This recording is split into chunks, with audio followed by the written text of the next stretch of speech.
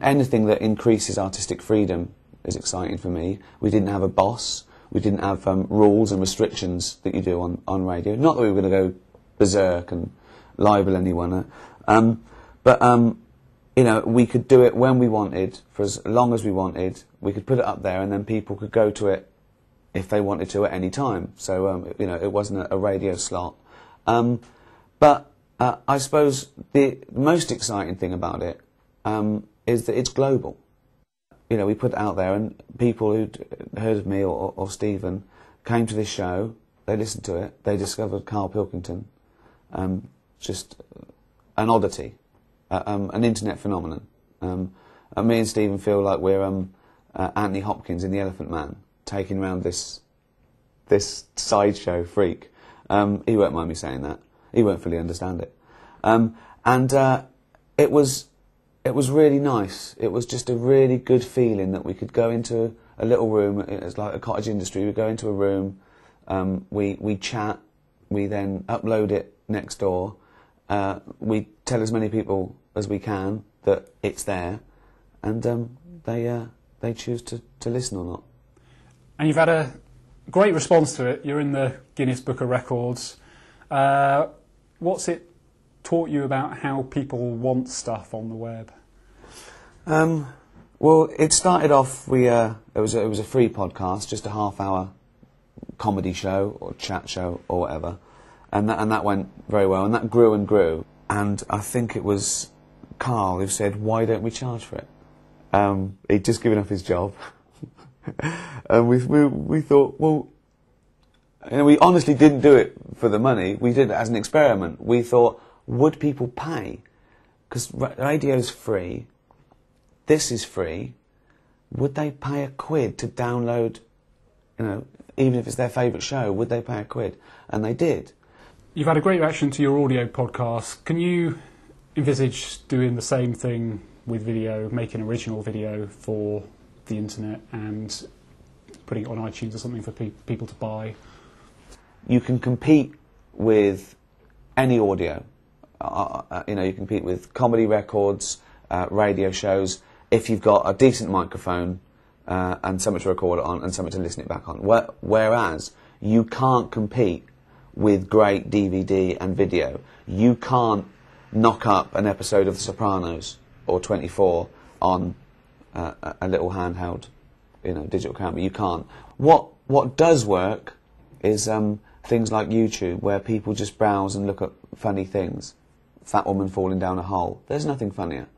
I hope she was all right. I feel bad now. She seemed to be all right. I have no idea of knowing. But, you know, that sort of thing you can compete with. But people aren't charging for it. It's free. Things like I don't think you'll ever be able to sidestep TV or theatrical release or DVD. But what TV companies will do is embrace it. You know, the American Office, they did things called webisodes, where some of the peripheral characters had their own storyline, and they did little 10-minute things, and they put them out. Now, one, that's exciting for fans. It's like a DVD extra or something. Two, it's an advert. I mean, you might come across that before you've actually sat down and watched The Office on a Thursday night on NBC or whatever. So it all helps, and it adds to the world of any particular programme. So how about if a company, someone like Google, for example, came along and offered you a lot of money to make a kind of a TV-style show with a decent budget and decent production, but just for their website? I mean, could you see that happening? And if so, what would your response be? Well, yeah, I could see it happening, but I sort of think, what's the point? Because, you know, if it's going to be as good as watching it on TV, then it's probably going to be as expensive. And if it's as expensive, then why don't we just put it on the TV? That's you know, I don't know. I don't think that TV's got to be running scared yet. You know, the good thing about watching things online and watching things on Sky Plus is that you do them when you want. No one tells you when you do it. You know, it's great. The bad thing is it loses a bit of the common consciousness. You know, there is something nice about everyone sitting down and watching a programme at the same time, then talking about it the next day. There's something nice about that, and there's, you know, that's exciting as well. Are you worried that people watching your shows on sites like YouTube is damaging your DVD sales? I don't know that it does. I mean, I'm guessing here, and I'm sure record companies and networks would, you know, say it is damaging. But is it? You know, by the time the Office DVD came out, it had been shown twice on BBC Two for anyone to see. You know, that everyone had videos. I'm sure it had been bootlegged, but I think there's still that feel of ownership. There's a thing you get. I haven't seen it being too damaging, because at the end of the day, at the moment, most people aren't downloading. You know, my your aunts and uncles, they're not going on YouTube or scouring the internet to find On the Buses, but they will see it in Woolworths if someone re-releases it and says On the Buses retrospective. So that's still the bigger business at the moment.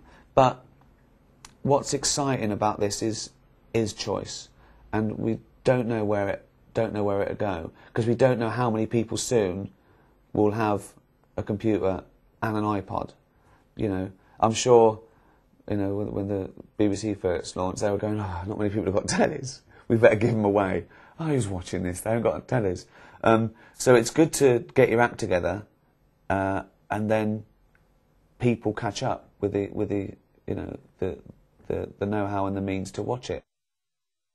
Apart from Fat Woman Falling Down Hole, have you got any other favourite online viewing that you can recommend?